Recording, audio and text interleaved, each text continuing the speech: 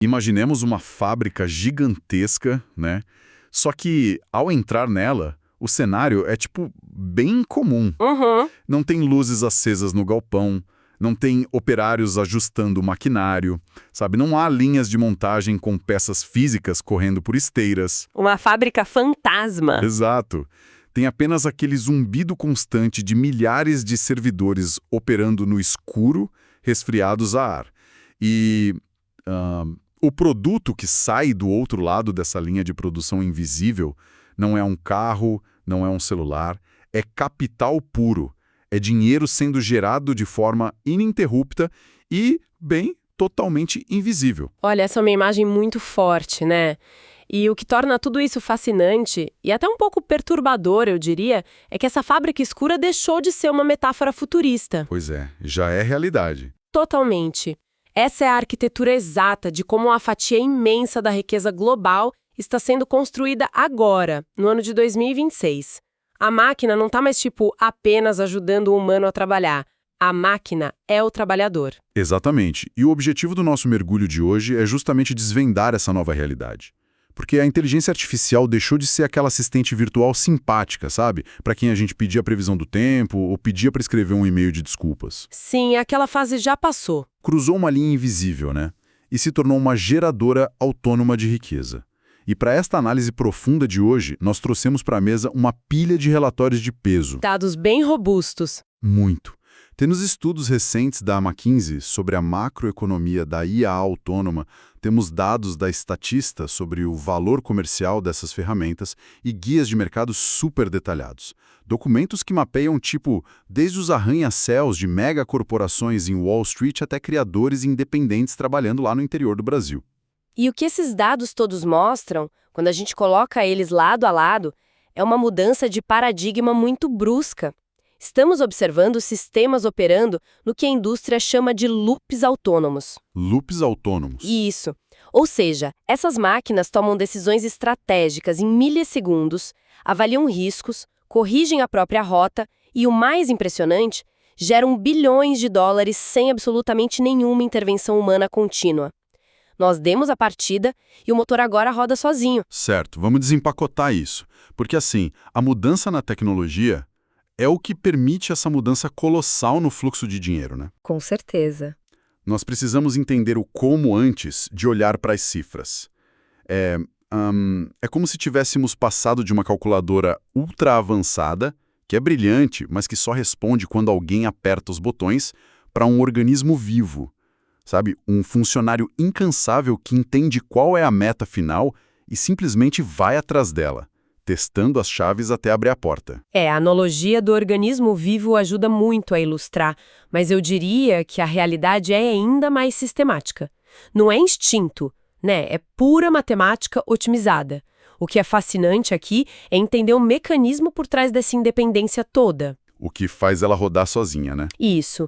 O que cria esse loop de valor contínuo é o salto gigantesco dos modelos baseados em Transformers. Os famosos Transformers. Exato. Estamos falando das arquiteturas por trás das versões mais avançadas de GPTs, do Grok, do Claude. Há alguns anos, eles precisavam ser alimentados com instruções diretas, passo a passo. Uhum. Hoje, não mais. Eles estão treinando com trilhões de pontos de dados e evoluindo por conta própria. Eles não apenas processam a linguagem, eles processam a lógica de causa e efeito. E qual é o motor exato disso? Quer dizer, o que faz um pedaço de código de computador, querer acertar e gerar lucro?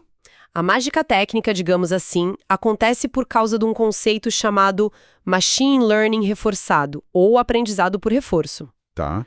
Para quem nos ouve, talvez não tenha familiaridade com o termo, imaginemos um sistema de recompensas virtuais.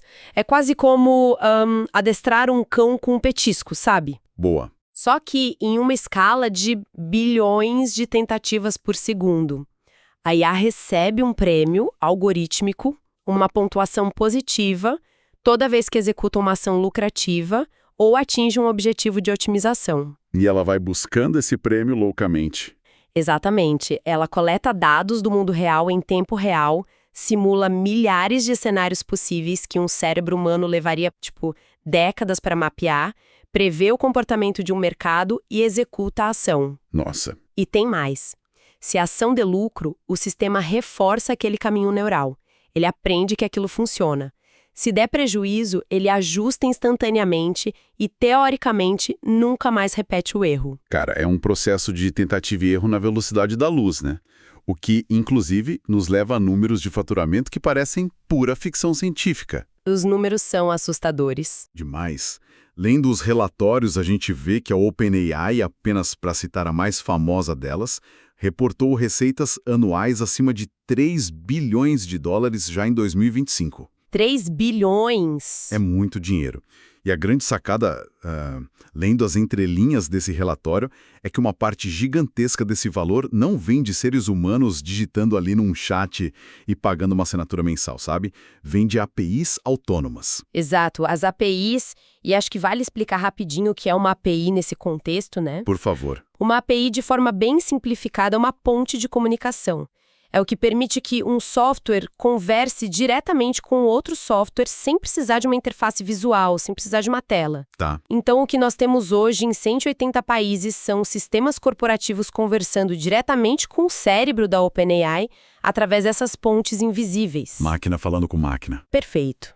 São máquinas pedindo análises para máquinas, negociando, faturando e pagando por esse processamento de forma totalmente automatizada. Aqui é que a coisa fica realmente interessante. Porque, uma vez que a gente estabelece que essas IAs têm esse cérebro autônomo, impulsionado por essas recompensas matemáticas que você explicou, o próximo passo natural é observar o que acontece quando as instituições mais conservadoras do planeta dão as chaves do cofre para esses sistemas, né? E elas estão dando. Estão. Quando a gente olha para as finanças tradicionais, a velocidade dessa adoção mostra que os bancos tradicionais correm um sério risco de se tornarem relíquias de museu, tipo, se não mudarem agora. Concordo plenamente. Lá em Wall Street, os relatórios citam o fundo de hedge Renascença Technologies.